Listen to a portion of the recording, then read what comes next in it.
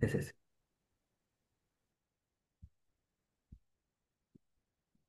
Ok,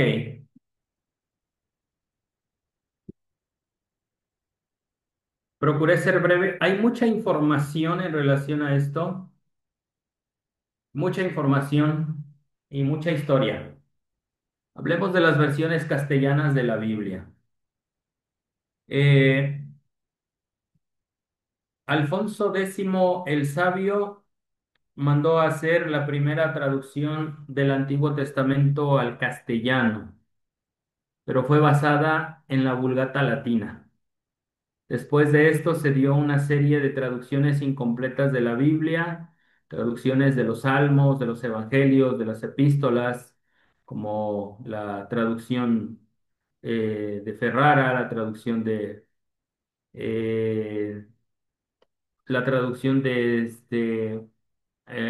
se menciona aquí, la de Ferrer, este, que no tuvieron mucho auge entre el habla castellana. Aún no se había unificado incluso el castellano, en todo el territorio ibérico, por decirlo así.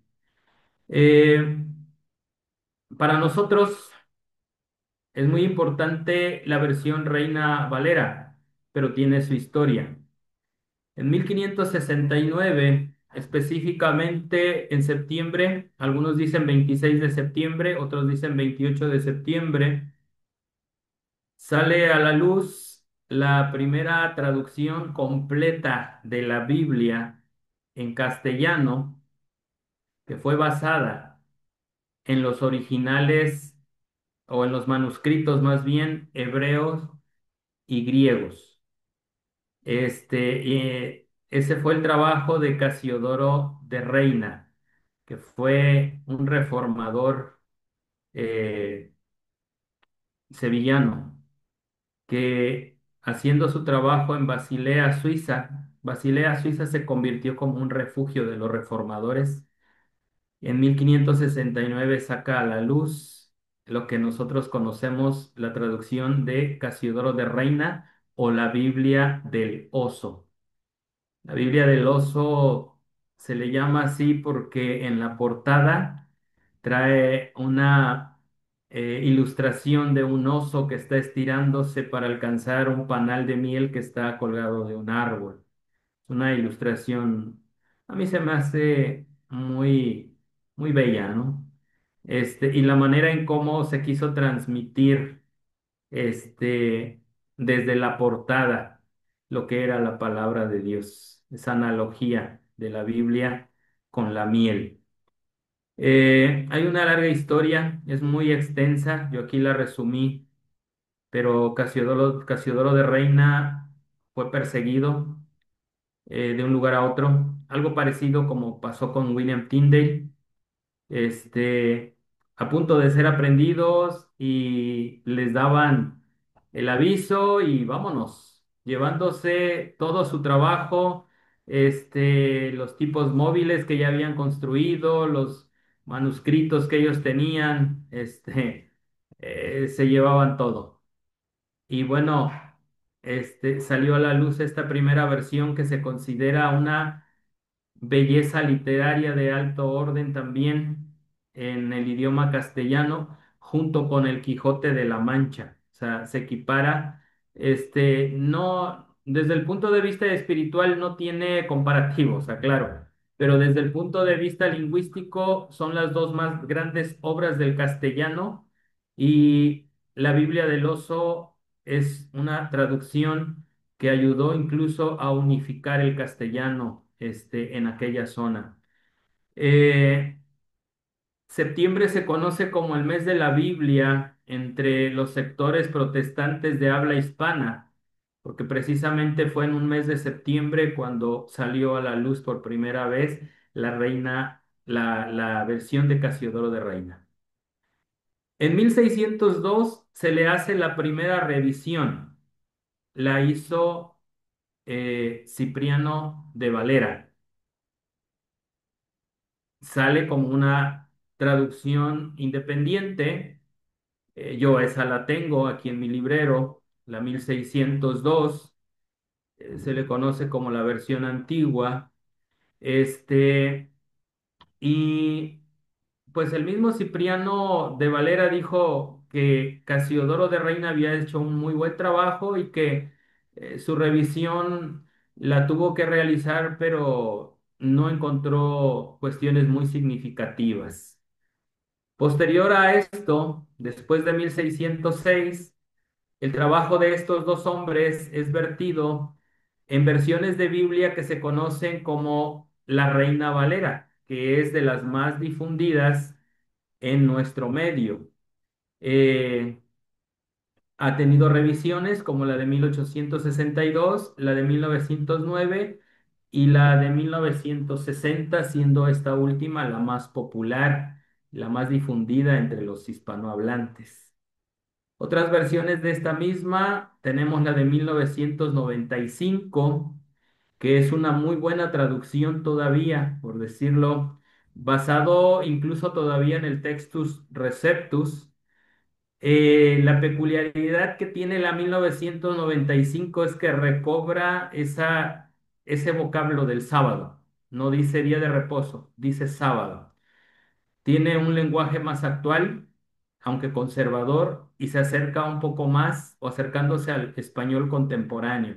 Eso quiere decir que la 1960, la 1995 es más entendible que la 1960, así como la 1960 es más entendible que la 1909.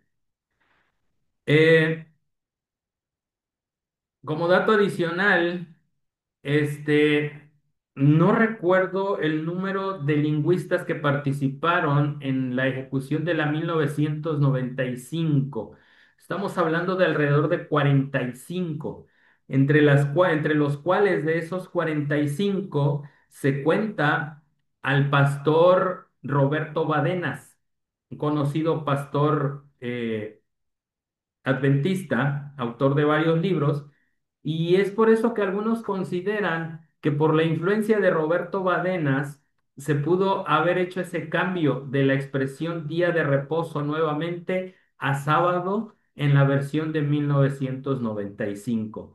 ¿Qué otras aportaciones hizo el pastor Badenas? No lo investigué más. Yo tengo ese dato, ya desde hace mucho tiempo.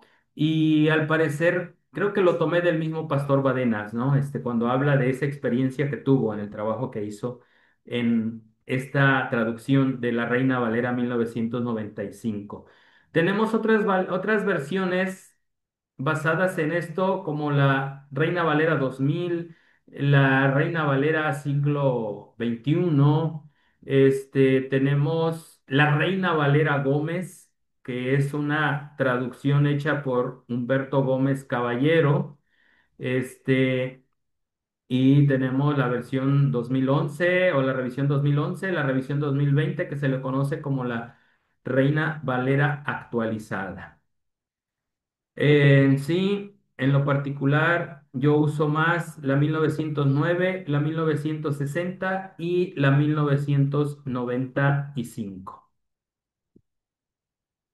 Otras versiones castellanas, solamente por nombrarlas, la versión de Cío de San Miguel en 1773, que es una versión católica romana, la versión de Bencé de 1831 a 1833, que fue impresa en México, y fue distribuida en 10 volúmenes. La versión moderna de Pratt, hecha en 1893, la Biblia de las Américas, estas últimas no investigué el año exacto, pero tenemos la Biblia de las Américas, la Biblia textual, la nueva versión internacional, la nueva traducción viviente, traducción en lenguaje actual, podríamos mencionar la traducción del Nuevo Mundo, que en 1970 en la década de 1970 salió una primera versión en castellano o en español. En 1985 la revisión y apenas en el 2019 al parecer hicieron otra revisión los testigos de Jehová. Esa tendrá mención aparte y hablaremos de esa versión más adelante en alguna otra lección o en alguna otra clase, porque vale la pena hacer algunas precisiones de esa traducción del Nuevo Mundo de la Watchtower. Versiones católicas en castellano, como lo he dicho ya en otras clases y en otras ocasiones. A partir de 1944, se da permiso a los lingüistas católicos, a los eruditos católicos, que hagan traducciones y que se basen en los lenguajes o en los manuscritos hebreos y griegos, o dejando, más bien dejando a un lado la hegemonía de la Vulgata latina. Esta orden se dio en una encíclica en 1943 por el Papa Pío XII, en donde daba esta autorización y bueno, comienza un trabajo por parte de los lingüistas católicos. En 1944 sale la versión Nácar Colunga, que es una muy buena traducción una buena traducción católica de la Biblia, compite con la Reina Valera, eh, en su claridad y en su lenguaje, por decirlo de alguna manera, pero es obvio que entre el público protestante no tuvo mucha aceptación. Sí la tuvo entre los católicos romanos. Hasta el 2017 se reportaban que se habían hecho treinta ediciones de esta Biblia y yo recuerdo que la gran mayoría de esas versiones o ediciones más bien se hicieron en fechas muy cercanas a la primera edición, hablando esto de la aceptación que se tuvo esta versión, la Nácar Colunga. Otras versiones católicas, la Weber Cantera, que se considera una Biblia de estudio, eh, que fue sacada de impresión en 1947.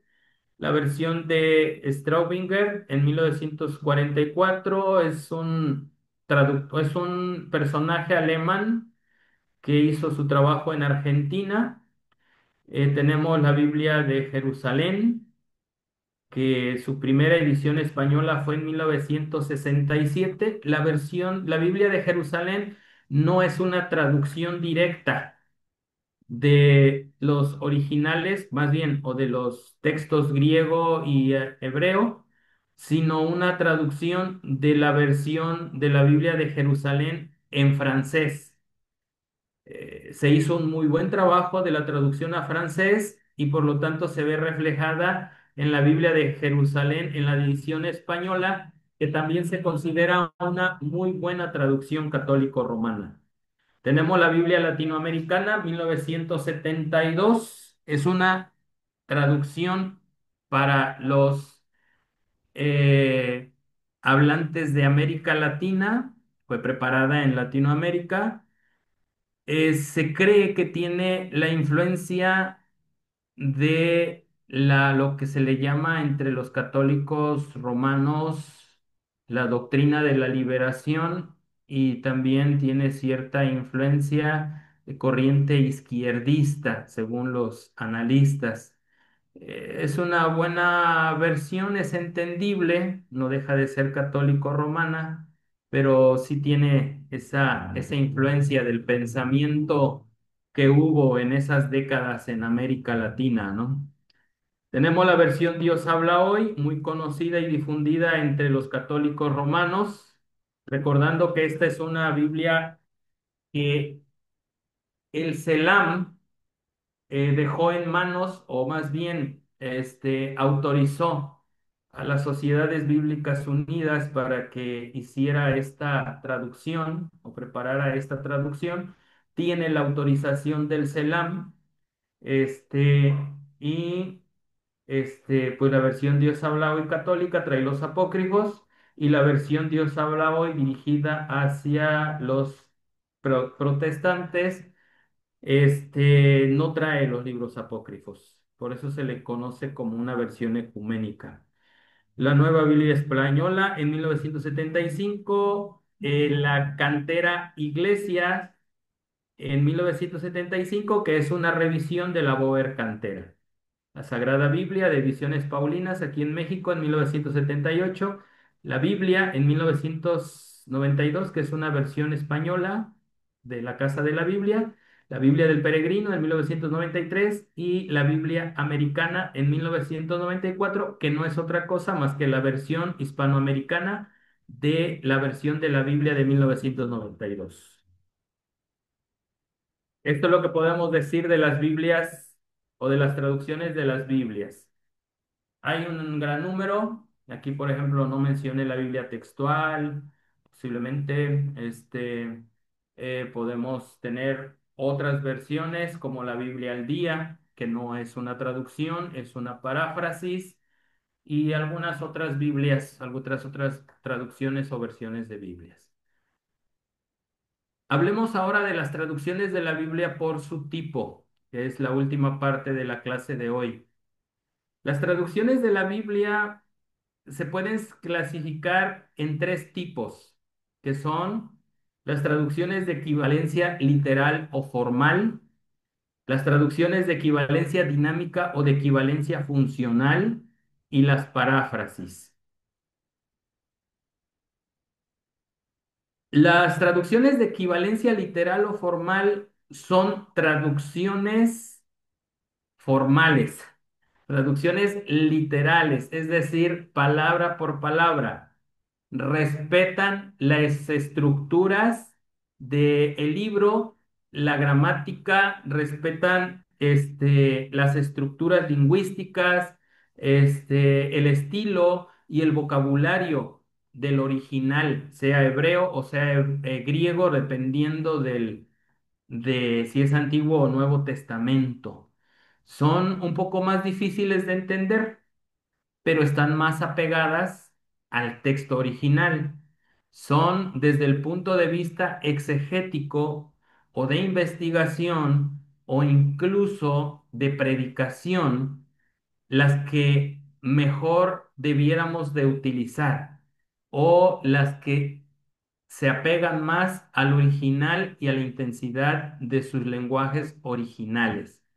Ejemplos de traducciones literales o de equivalencia formal o literal, tenemos la Reina Valera, especialmente la 1960, la 1909 y la 1602, que son Biblias difíciles de entender, pero están apegadas a su original o al original hebreo o griego, dependiendo del testamento que se trate.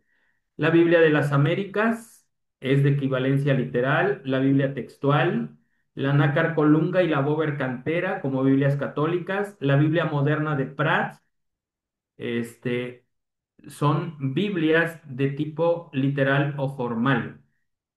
En inglés, pues tenemos la King James, la antigua, por decirlo de alguna manera, porque ya está la revisada.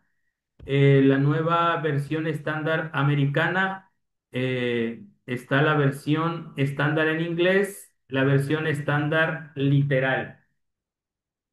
Estas tienen sus ventajas en el sentido de que para nosotros, que nos dedicamos a investigar o hacer trabajos exegéticos o trabajos hermenéuticos, están más apegadas al original.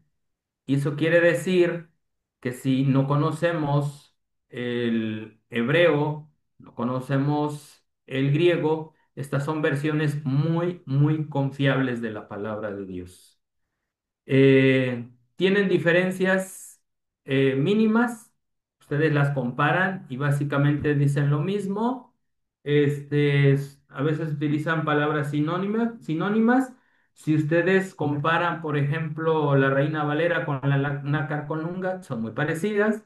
Entonces, son traducciones muy confiables.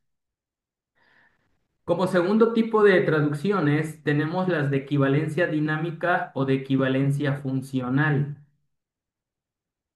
Estas buscan transmitir el texto original de una manera más clara y natural en el idioma receptor. Es decir, no respeta estructuras, no respeta vocabulario, ¿sí? y no hace la mayor parte de las veces una traducción palabra por palabra, ¿sí? Entonces, el enfoque no es de ver qué dice literalmente, sino qué quiere decir este pasaje en su contexto original y cómo se expresaría hoy, ¿sí? Este, estas son más útiles para un trabajo o una cuestión devocional, más que de investigación o exegética. Las podemos utilizar para nuestra devoción personal, nuestra investigación muy personal, pero ya para cuestiones de investigación y de alta interpretación de la Biblia, no son confiables, ¿sí? Ahorita vamos a ver algunos ejemplos de las diferencias para que nosotros podamos entender un poquito esto, ¿no? Ejemplos de Biblias con equivalencia dinámica o equivalencia funcional: La Dios habla hoy, la Nueva Versión Internacional, la traducción en lenguaje actual, la Nueva Traducción Viviente. La Nueva Traducción Viviente últimamente ha tenido mucha difusión y aceptación, pero no es una traducción literal o formal, es de equivalencia dinámica. En inglés tenemos la Nueva Versión Internacional, tenemos la traducción en lenguaje viviente o nueva traducción viviente, que no es otra cosa la que les mencioné, que es la nueva traducción viviente, pero en inglés. Y tenemos la Good News Translation o la traducción de las buenas nuevas. Son Biblias, no literales o formales, sino de traducción de equivalencia dinámica. Tenemos por otra parte las paráfrasis. Hay quienes consideran, hace rato se mencionó la versión o el Antiguo Testamento de Alfonso X el Sabio, algunos lo consideran como una paráfrasis más que una traducción.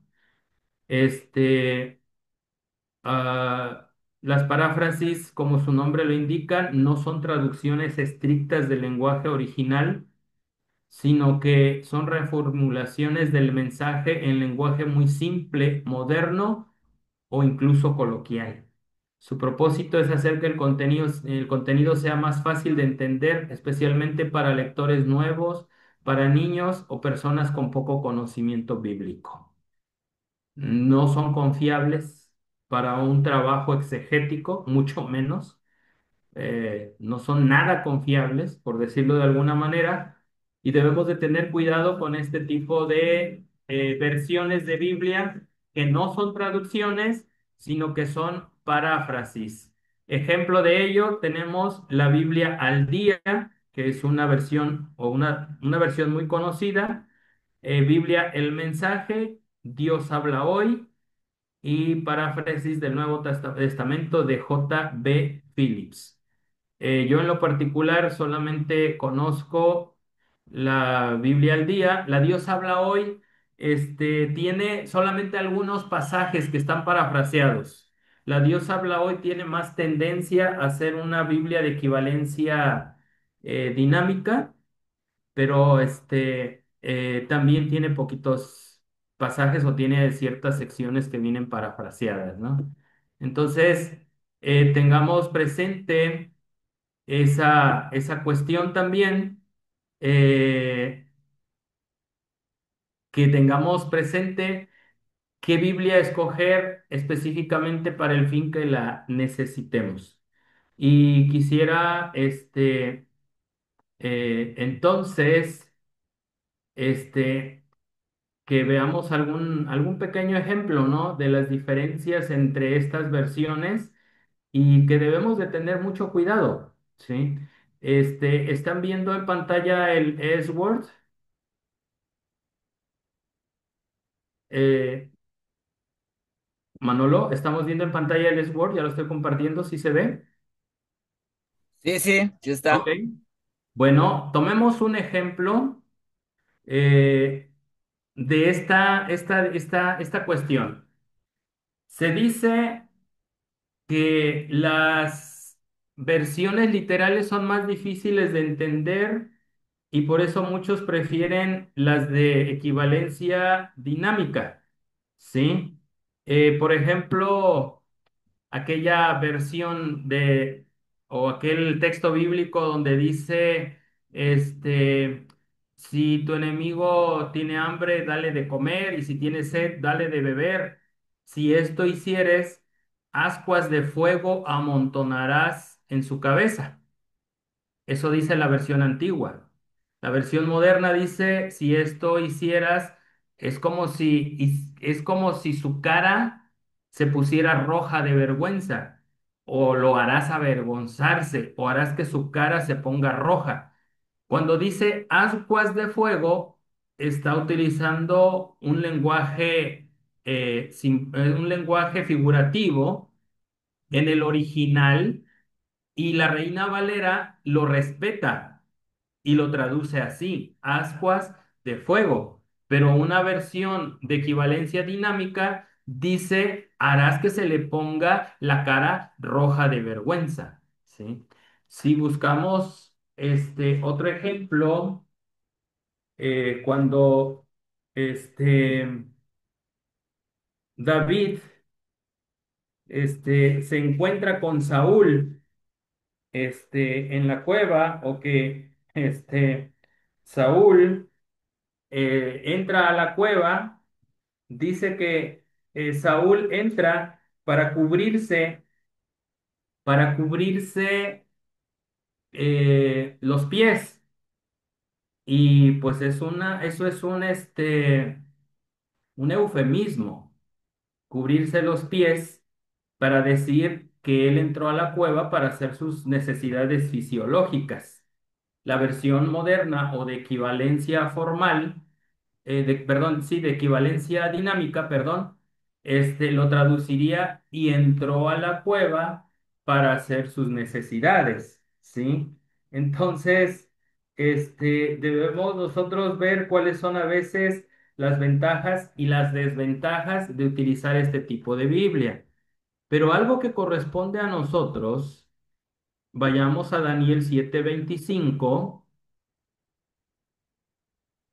y veamos la desventaja de utilizar una versión de equivalencia dinámica.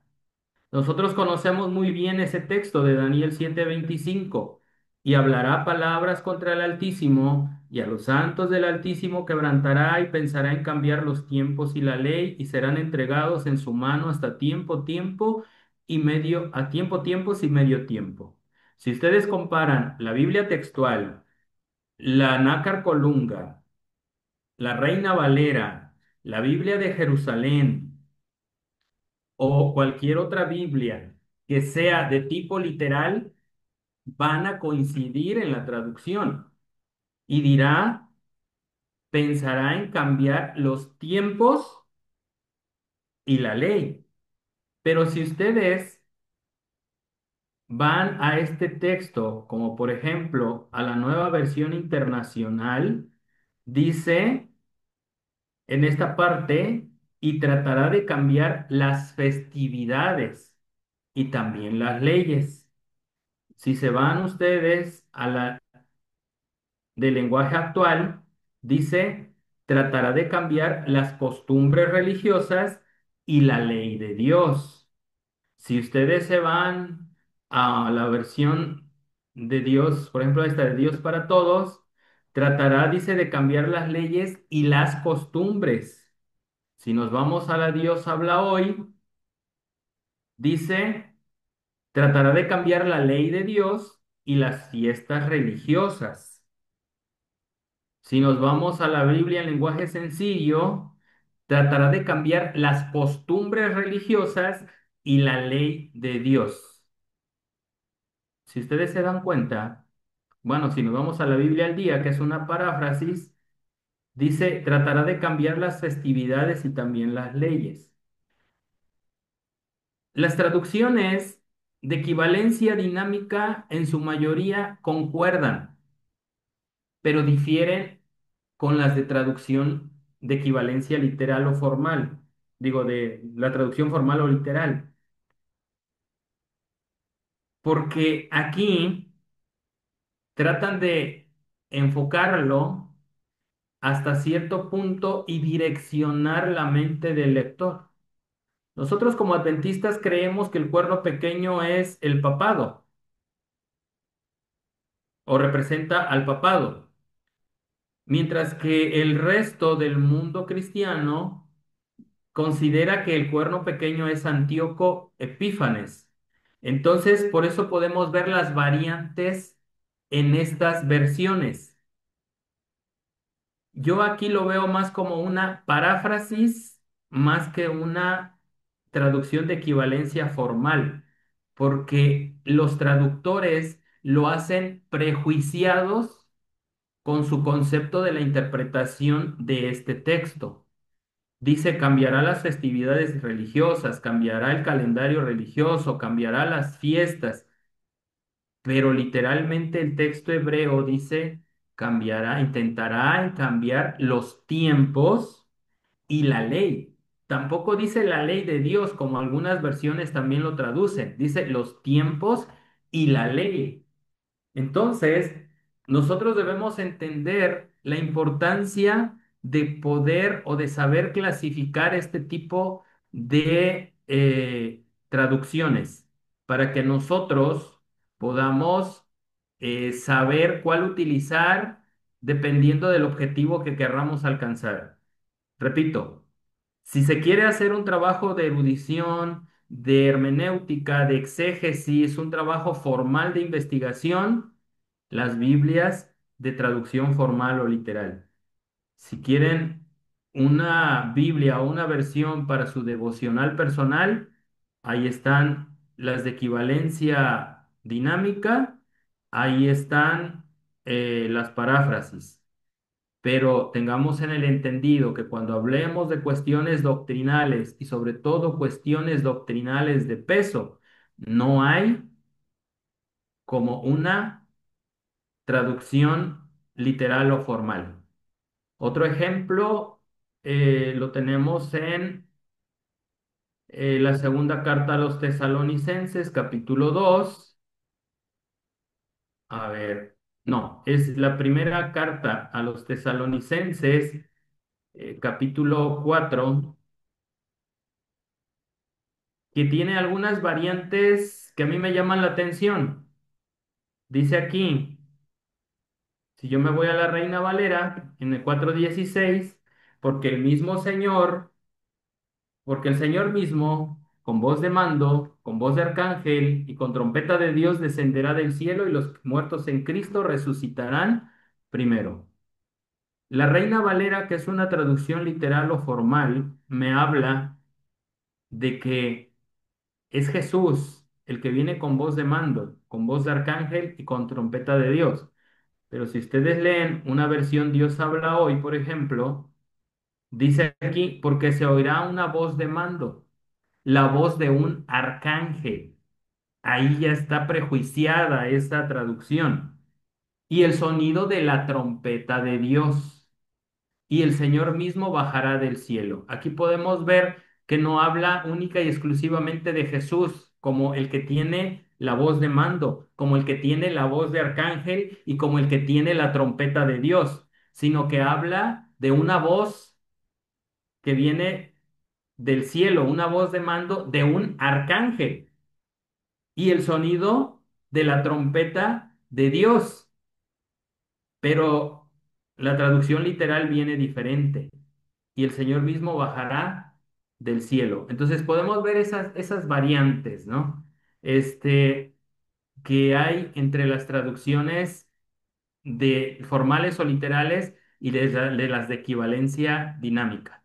Dicho sea de paso, si con la ayuda de Dios podemos tener más adelante el seminario de hermenéutica, vamos a poder distinguir la ventaja de las traducciones literales, y por qué es necesario utilizar traducciones literales en trabajos de investigación. Esta es la clase de hoy. No sé si tengan alguna pregunta, algún comentario en relación a la clase que hemos tenido.